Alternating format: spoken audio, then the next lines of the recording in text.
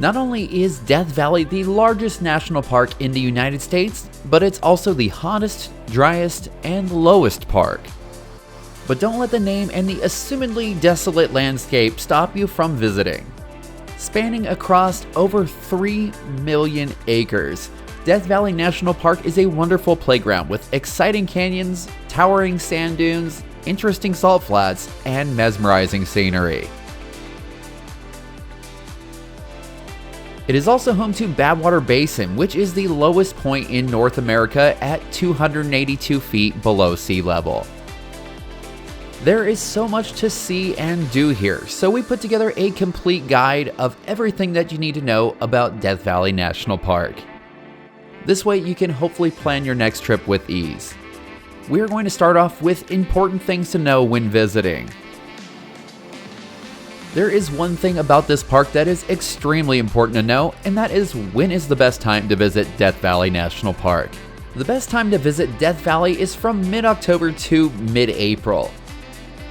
These months have the best temperatures, ranging from 60 to 85 degrees Fahrenheit during the daytime, while the evenings usually drop to the lower 50s. We don't recommend visiting during the summer, since this park is known as the hottest place on Earth.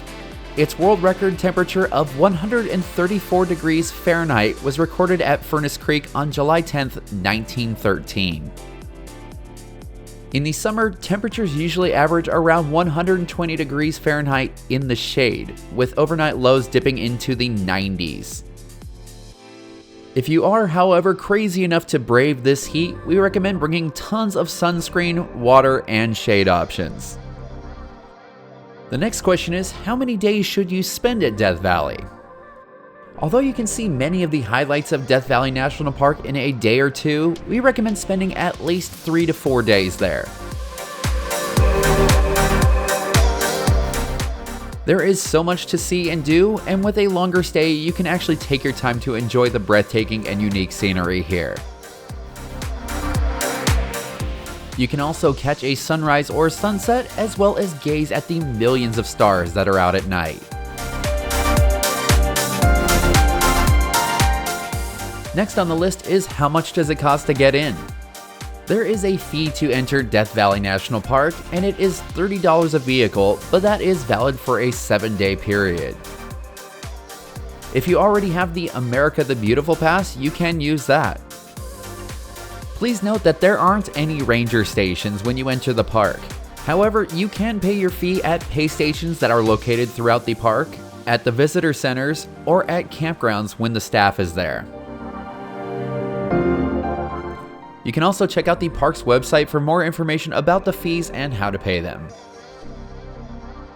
You may be wondering what the park's hours are, and I'm happy to say that this park is open 24/7. If you're wondering how to get in and around Death Valley National Park, just know that this park is quite isolated. The closest major airport is the Harry Reid International Airport in Las Vegas, and from the airport, it is about a 2.5-hour drive to the Furnace Creek Visitor Center via the eastern entrance.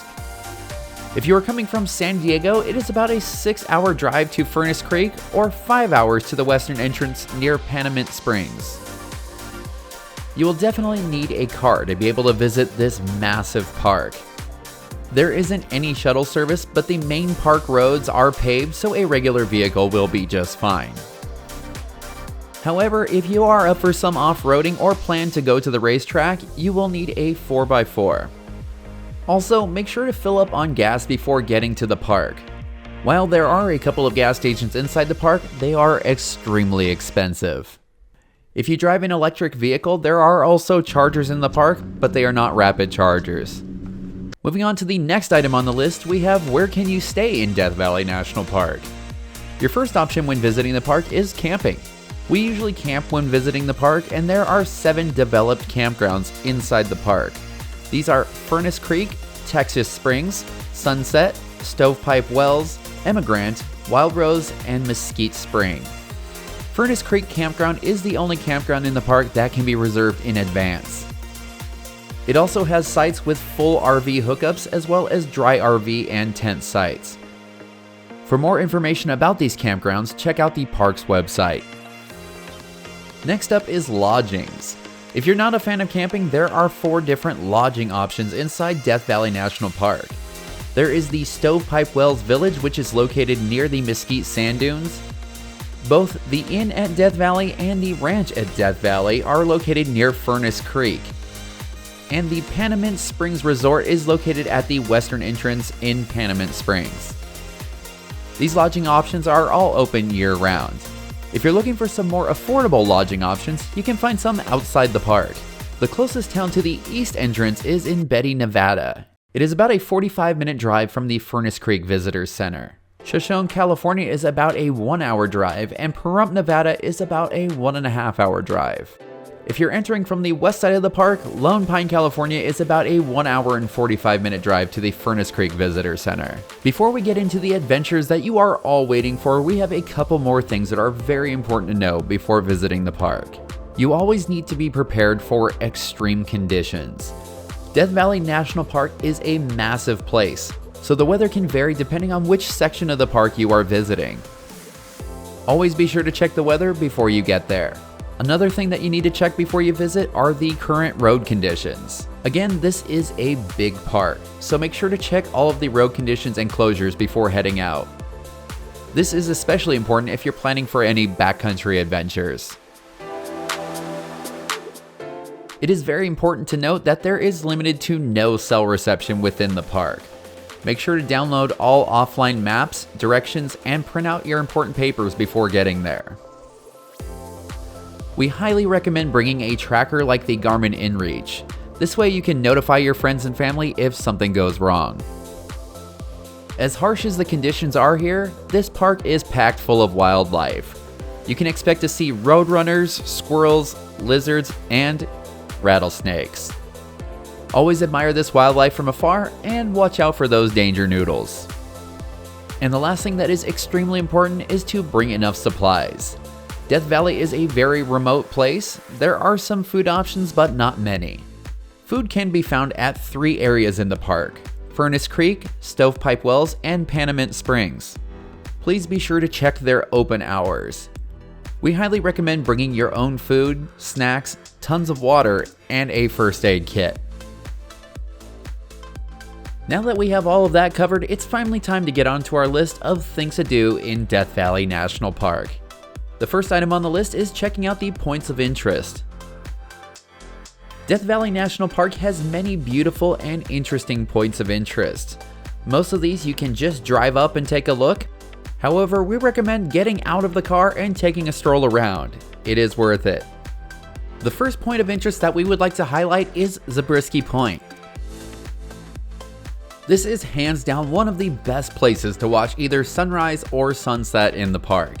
It is also one of the most photographed places inside Death Valley National Park.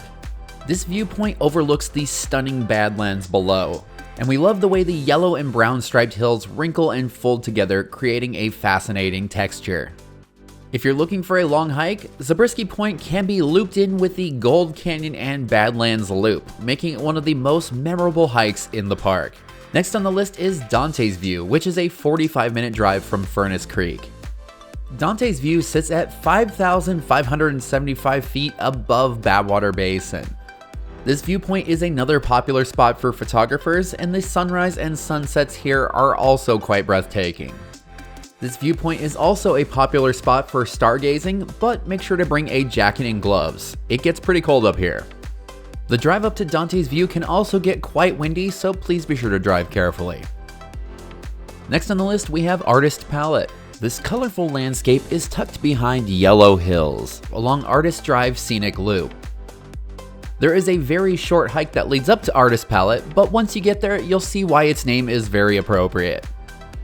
It has an array of colors including red, orange, yellow, blue, pink, and green that splash across the hills, resembling a paint palette. This place is especially beautiful around sunrise and sunset when the lights and shadows are perfect to further add to the beauty of this place. There aren't any maintained trails along the drive, but there are several pullouts that you can park and explore. Next up is Badwater Basin. Sitting 282 feet below sea level, Badwater Basin is such an interesting place to visit. We were lucky enough to visit when it was full of water, and it turned the otherwise dry surface into what is known as Lake Manly. It was definitely quite an awesome sight to see, and unfortunately this is an extremely rare event. Normally what you will find here is seemingly endless salt flats with interesting salt crusts. Although Lake Manly was really cool to see, in our opinions these salt crusts are quite a bit more unique. We highly recommend walking a ways out onto the basin. Here you'll get to see the hexagonal salt formations at their best. This place is especially beautiful in the early morning or in the late evening around sunset, and this is also a great spot for stargazing. The distance here can be deceptive, but the main salt crust area is about a 30-minute walk from the parking lot. If you are already at the Badwater Basin, you might as well just head a little ways down the street to the next spot on the list, which is Devil's Golf Course. This is a really interesting area that is full of rock salts. These rock salts are eroded by rain and wind and turn into these unique jagged spires. They are so sharp that only the devil could play golf on such rough links. If you like short stops with a lot of history, you should definitely check out the Harmony Borax Works. This is a short 1/4 mile long paved loop that takes you to the historic site where you can learn all the stories about Death Valley Borax and the 20 Mule teams. It makes for a nice little stroll with interpretive panels along the way. It is a really interesting spot because we got to learn a lot about borax processing and the interesting story of Mule Skinner, life in Harmony, and more. The next spot on the list is a really cool place to visit, but unfortunately it is closed at the time of the recording of this video. It is the Salt Creek Interpretive Trail. This half-mile long ADA accessible wooden boardwalk loop has been closed since 2022 due to flood damage. Hopefully it's back up and running soon because we got to visit it a few years ago and it's such an interesting spot. The Salt Creek Interpretive Trail is one of only a few places where you can see the endangered pupfish. If you want to see these fish spawning, the best time to visit is between February and April. And the last spot on the points of interest list is the Mesquite Flat Sand Dunes. These sand dunes are the most well-known and easiest to visit in Death Valley National Park, and they are located near Stovepipe Wells. The highest dune here only rises about 100 feet, however the sand dunes actually cover a wide area. There is no formal trail here, but the summit of the highest dune is about 1 mile away from the parking lot. Although it is only 1 mile out, it sure feels like a whole lot more because you'll be hiking in sand the entire time. Unlike the sand at White Sands National Park, which you can see by clicking in the upper corner, the sand at Mesquite Flat gets very hot in the warmer months. We recommend hiking out into the dunes either in the early morning or in the evening. During these times, this area is especially beautiful as the shadow contrasts against the light, highlighting the curves and ripples of these beautiful sand dunes. It's a sight to behold. Another awesome thing that you can do in the park is go for a hike. Death Valley National Park has many hiking trails, and here are some of the more popular ones. Natural Bridge is a great beginner hike. It has an out and back distance of 1 mile, an elevation gain of 86 feet, and it's rated as easy. This trail should take you about 45 minutes to complete, unless you like taking tons of photos like we do. A short ways into this hike, you will find yourself at a beautiful and quite impressive arch. You can obviously turn around and head back at this point, but we highly recommend going in further. This will take you into some much tighter slot canyons. You will need to do some scrambling, but it is really fun. Next up, we have the Golden Canyon, Gower Gulch, and Badlands Loop. Depending on if you do just a section of the trail or the entire thing, this hike is between 3 and 8 miles, with an elevation gain of between 535 feet to 834 feet. This will also determine if this hike is moderate or strenuous, and it should take you between an hour and a half to 4.5 hours.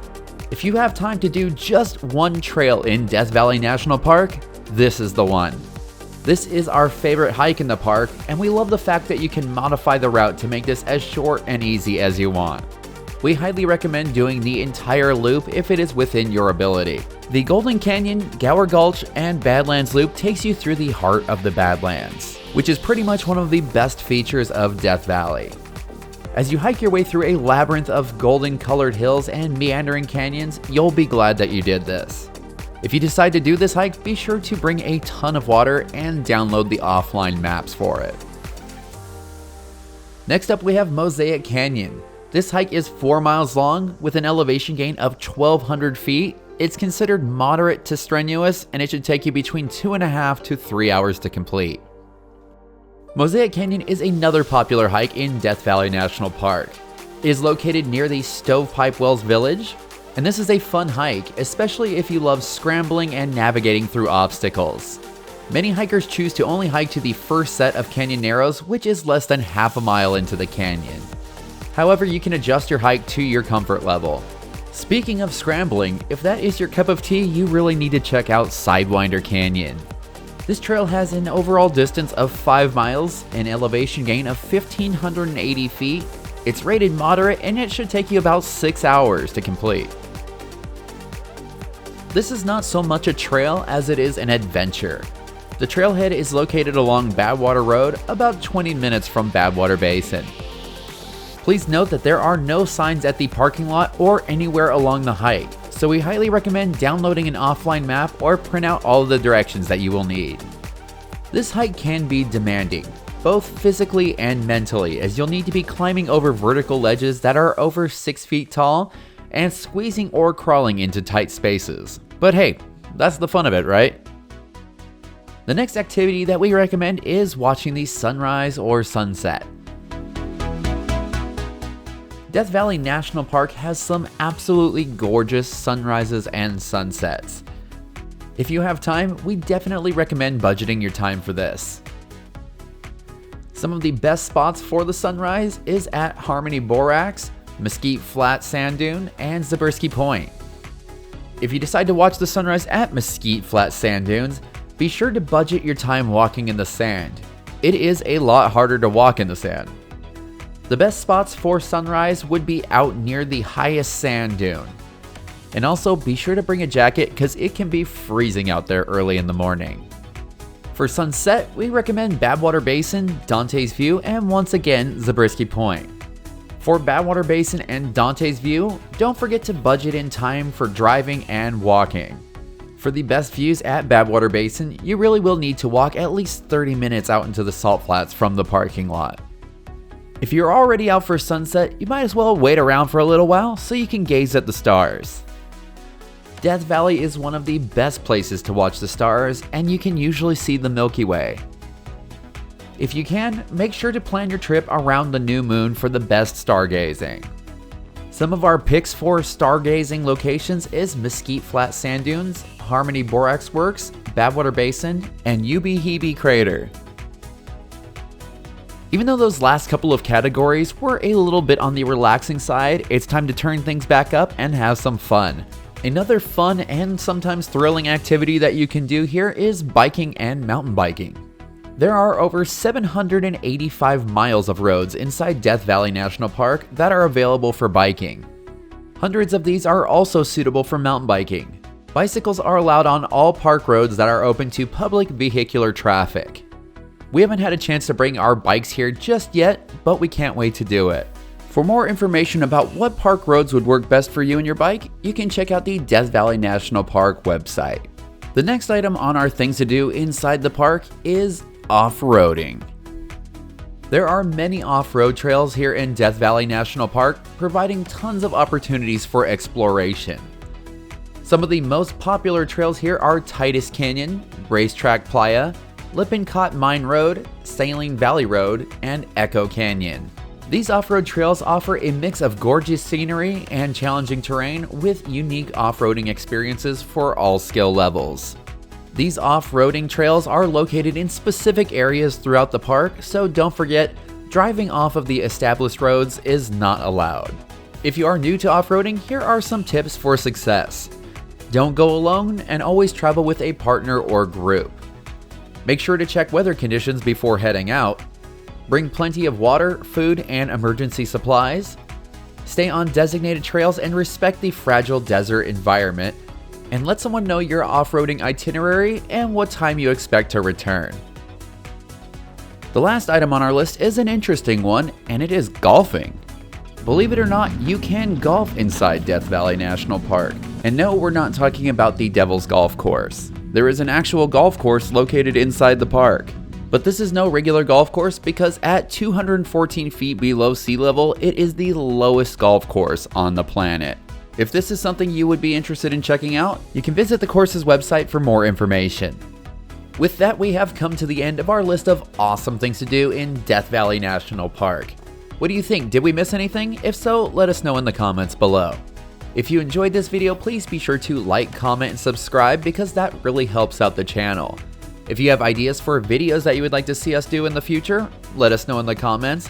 And for all the information about Death Valley National Park as well as other awesome adventures, head on over to LiveThatAdventure.com.